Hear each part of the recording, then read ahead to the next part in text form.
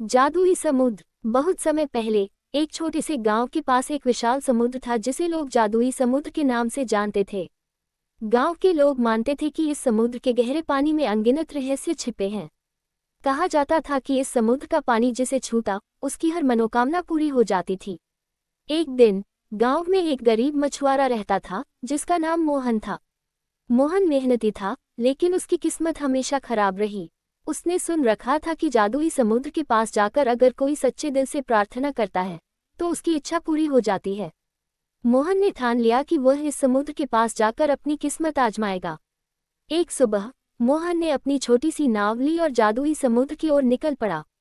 दिन ढलने के समय वह समुद्र के बीच पहुंचा। चारों ओर केवल पानी ही पानी था, लेकिन उस दिन समुद्र एकदम शांत था। मोहन ने अपने दोनों हाथ उठाए और सच्चे दिल से प्रार्थना की, हे जादुई समुद्र, मेरी गरीबी दूर कर दो और मुझे मेरी मेहनत का फल दो। अचानक समुद्र के बीचों बीच से एक तेज रोशनी उठी।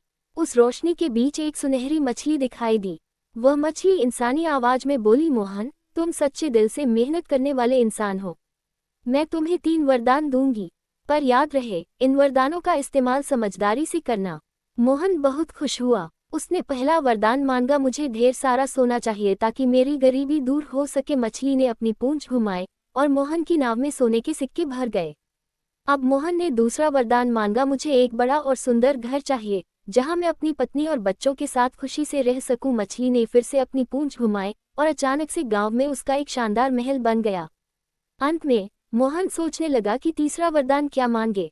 काफी सोचने के बाद उसने कहा, मैं चाहता हूं कि मेरे गांव के सभी लोग हमेशा खुश और समृद्ध रहें। मछली ने मुस्कुराते हुए अपनी पूंछ घुमाई और कहा, तुमने बहुत अच्छा सोचा है।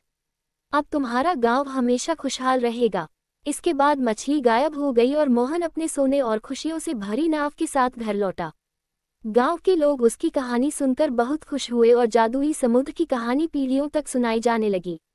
मोहन अब केवल अपने लिए नहीं बल्कि अपने गांव के लिए भी काम करता था और सभी लोग सुखी जीवन बिताने लगे। शिक्षा। सच्चे